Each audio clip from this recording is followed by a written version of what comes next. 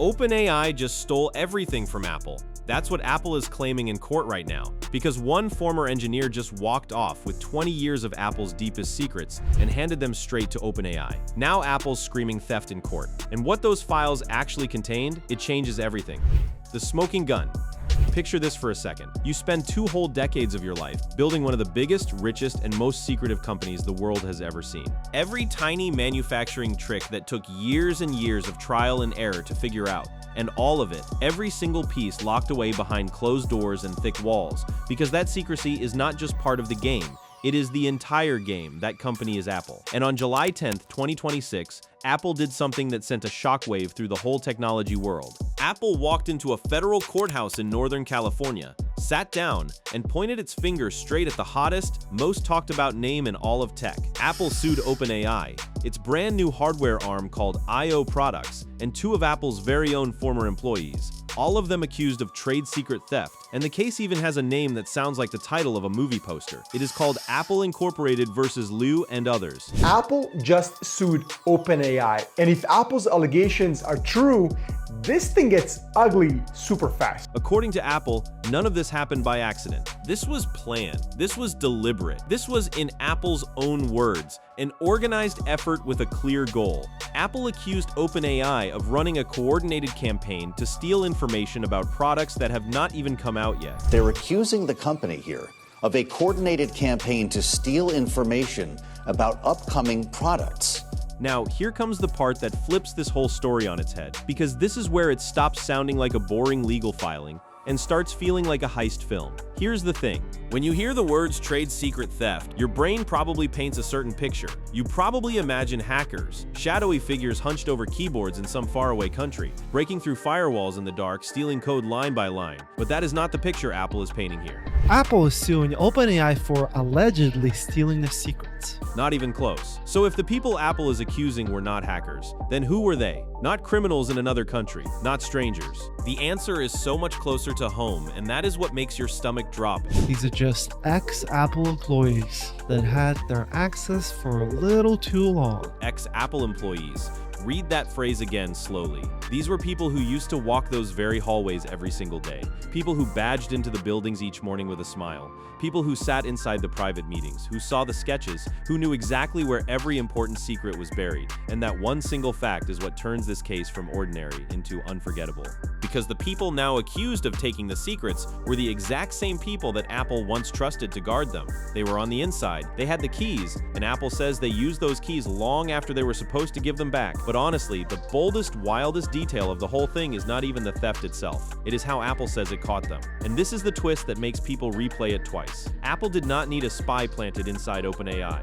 Apple did not need a secret informant whispering in the shadows. Apple's own computers did all the work. The machines quietly caught everything on their own. Apple says that one of its employees, just a few short hours before a job interview with OpenAI, began taking screenshots and downloading files tied to a top-secret Apple project, and did it all on an Apple work laptop.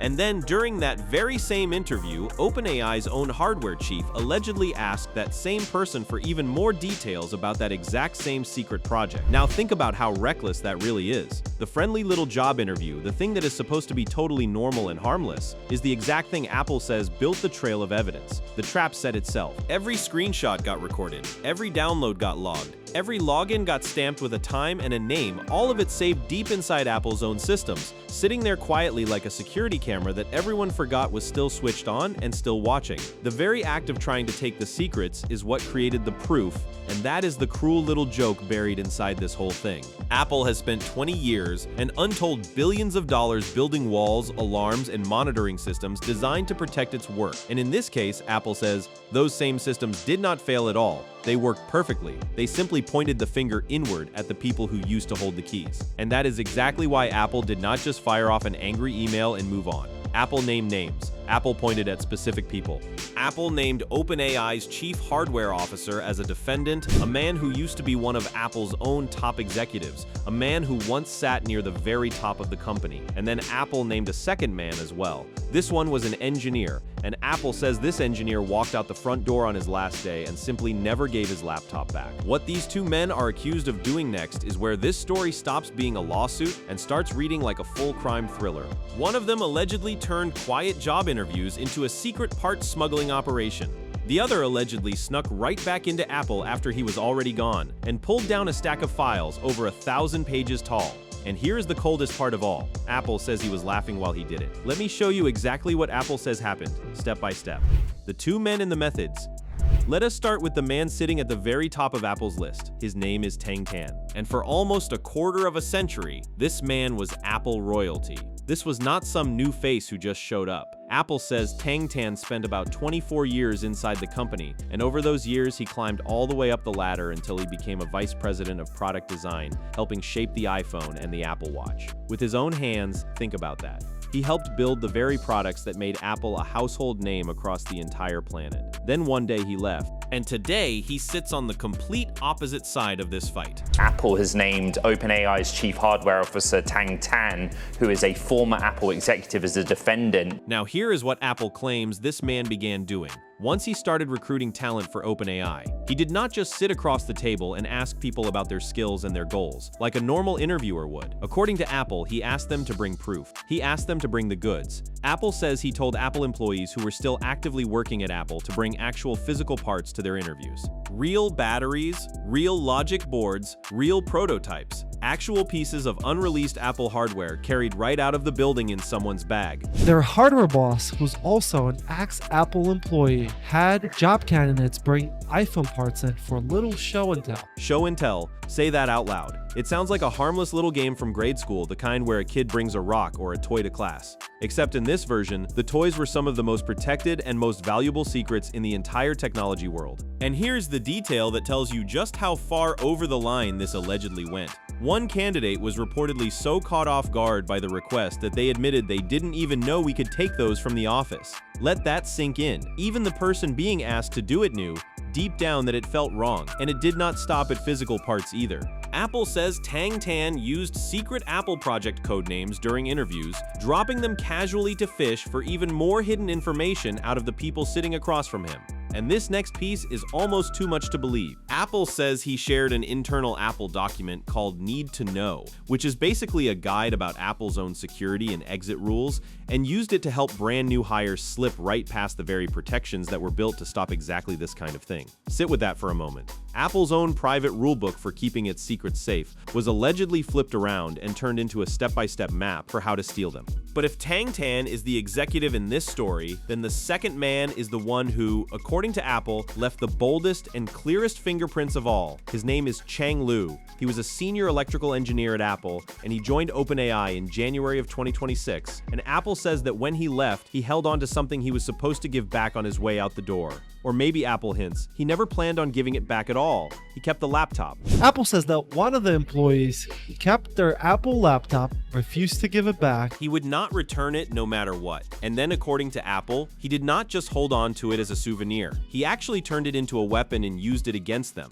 And then secretly logged in to keep getting inside the file shares. Apple says that even after he was long gone, sitting comfortably at a brand new desk inside OpenAI, Chang Liu found and used a login bug to sneak back into Apple's private network and quietly download confidential files. And we are not talking about a couple of harmless documents here. We are talking about a mountain of material. Apple says one single download alone was a compilation over 1,000 pages long, absolutely packed with details on unreleased products, engineering slides, and manufacturing secrets that took years to develop. And how did this man feel about doing all of it, according to Apple? Was he nervous? Was he sorry? Was he scared of getting caught? Not at all. Apple says he laughed about the whole thing. Apple says he allegedly left messages behind calling it LOL and so funny, as if the whole thing were one big joke. And it gets worse from there. Apple says he even coached a coworker on how to avoid getting caught in the act, telling them to switch over to a private messaging app so their conversations would be much harder to trace later. This, Apple argues, was not some innocent slip-up or honest mistake. This was careful. This was planned. This was somebody who knew exactly what they were doing. And then there are the suppliers, because Apple says this theft did not stay locked inside the office walls. Apple says it reached all the way out into the factories too. Apple claims OpenAI tricked one manufacturing partner into using Apple's own secret multi-step metal finishing process by simply pretending that Apple had given its permission. And another supplier, Apple says, got hit with a set of very specific, very targeted questions that used Apple's own private insider language, the kind of exact words that only someone from deep inside the company would ever know how to use. So take a step back now and look at the full shape of what Apple is describing. A hardware boss allegedly asking for smuggled parts across a table. An engineer allegedly sneaking back in for 1,000 pages of secrets. Suppliers allegedly fooled and manipulated with inside knowledge. And Apple has one blunt phrase to sum up the whole ugly picture, and it is absolutely savage. Apple called OpenAI's hardware effort rotten to its core. And that phrase is not just an insult thrown out in anger. It is a legal argument, because Apple is not claiming that one bad apple slipped through the cracks. Apple is claiming that the theft happened at every level, from the engineers on the ground all the way up to the leaders giving the orders. That is the whole point of the lawsuit. Apple wants the court to see a pattern, not an accident. The why, the playbook, and the price.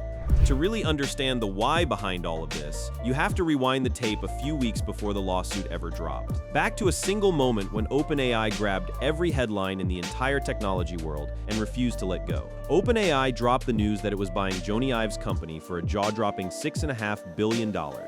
This is when they dropped the news that there's a $6.5 billion acquisition of Jony Ive's company. And if that name does not ring a bell for you right away, let it start ringing loud and clear right now. Because this is not a small player we are talking about. Jony Ive is the designer of the iPhone. The designer of the iPhone, the man behind the look and the feel of the device sitting in your pocket right now. This is a living legend in the world of design, not some random hire. He is a knight, Sir Jony Ive, for a reason.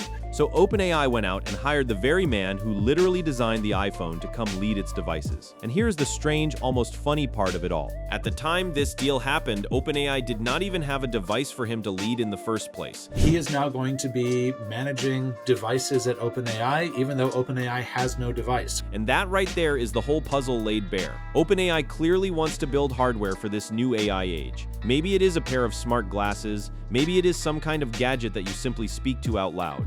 There are rumors and there's no facts. The rumor is generally around glasses and around voice as a form factor. But here's the hard truth about hardware. Building a world-class device from absolutely nothing takes years and years of painful work. Unless you could find a way to quietly skip the hardest, slowest part of the whole journey. And that shortcut, that temptation, is exactly what makes these fights so vicious and so ugly. Because in this brand new race, the real prize everyone is chasing is not customers anymore. These AI companies aren't just competing for customers anymore, okay? And that one shift changes absolutely everything about how far a company might be willing to go to win. They're competing for time. Time is worth so much because in a brand new market like this one, whoever gets there first ends up winning the whole entire thing. They get the developers, they get the ecosystem, they grab the momentum. In a race like this, 6 months of a head start can be worth billions of dollars. So one commentator put the raw math of it in a way that really sticks in your head and refuses to leave. If a single hire can save your company 5 whole years of work, then that is not really normal hiring anymore. And if one hire can save your company 5 years, that's not really hiring anymore, right? It becomes something much colder and much stranger than hiring. It becomes a shortcut you can simply buy with money. It's buying time, it's buying scars, it's buying mistakes somebody else already paid for. Buying the mistakes that somebody else already paid for. And that leads us straight to the real secret hiding inside Apple's secrets. Because Apple says these former employees may have walked off with far more than just blueprints and drawings. Apple says that former employees may have walked away with manufacturing processes, supplier relationships, testing data. And it goes even deeper than raw parts and processes. Apple says it reaches into the roadmap of the future and even into the entire graveyard of dead and buried ideas. Internal tools, product roadmaps, even the list of ideas that already failed. Now, why would a plain list of failures matter so much to anybody? Why would you ever want somebody else's mistakes? Here's why. Because knowing what works is valuable, sure. Think about that for a second, because knowing what works is valuable, right? But the thing that truly saves you years of your life is not always the win. Sometimes it is the map of every single wrong turn that you now never have to take yourself. But knowing what doesn't work can be actually priceless. Now let us zoom out one more time, because there's real history buried underneath all of this drama. This was not always a war between these two. Believe it or not, they used to be friends. Back in 2024, Apple and OpenAI were actually partners working side by side. Apple built ChatGPT right into its own software so that Siri could hand off the really hard questions to OpenAI whenever it got stuck. It was supposed to be a friendship that helped them both grow stronger, but that friendship slowly went sour. By the spring of 2026, reports were already saying that OpenAI had grown so frustrated with the strained partnership that it was even thinking about launching legal action of its own. And meanwhile, OpenAI wanted to build its own devices, and Apple could only stand there and watch as its own people walked out the front door in waves. More than 400 former Apple employees, Apple says, now work over at OpenAI. And Apple says it did not stay silent about its worries either. Apple says it sent a warning letter all the way back in February of 2026 and got no response at all. So Apple did what Apple always does. It went quiet, it dug deeper, and it started building a case. And by the time the lawsuit finally landed, Apple was not guessing anymore. Apple was pointing at screenshots, at server logs, at messages, and at a laptop that never came home. And one commentator says the irony sitting at the center of all this is almost too much to swallow, because OpenAI did not just borrow a clever strategy from Apple. According to this take, OpenAI took the entire thing, lock, stock, and barrel. OpenAI is literally very publicly stealing Apple's playbook, stealing Apple's designer. And then it turned around and used every last piece of it to build a rival business right under Apple's nose, out in the open for everyone to see. And using it to run their own business. And Tim Cook has to not be happy about that. And here is the salt rubbed right into the wound. Apple is not even moving fast enough to defend its own turf while all of this unfolds. That same commentator points out that Apple's smarter, AI-powered version of Siri keeps slipping further and further away into the future. They cannot get a large language model-powered Siri until... And the date being whispered around is not this year, and it is not next year either. So after all of this, what does Apple actually want to get out of the whole fight? The answer is a lot. Apple is not holding back. First, Apple wants a jury trial. 12 regular people to hear the whole story and decide. Then Apple wants the alleged theft to stop cold, right now with no more delays. Apple wants a court order forcing OpenAI to stop using its secrets entirely. They want OpenAI to redesign any upcoming OpenAI hardware products.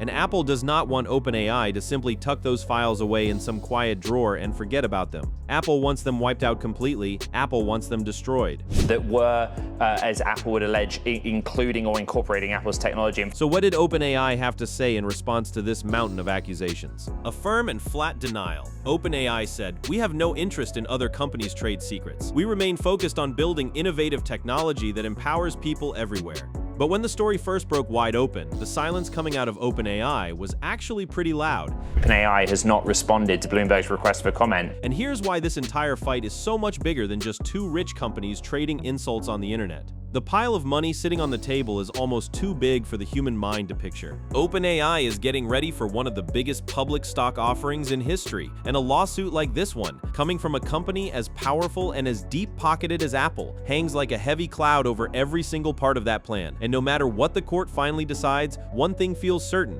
this will not be the last time we watch a fight exactly like this one break out. And if Apple turns out to be even half right about what it is claiming, then all of that shiny hype about a magical new AI device that finally replaces your phone might be standing on a foundation that was never OpenAI's to build on in the first place. This is the fight that could decide who truly owns the next great era of technology. And believe me when I tell you, this thing is only just getting started. Love this video? Click on this card for more. The researchers' own hedge on Chang Lu's education, flagged as uncertain in the doc itself, specific school degree and year details for Tang Tan that could not be verified, omitted rather than stated as fact, Claude, research, transcript.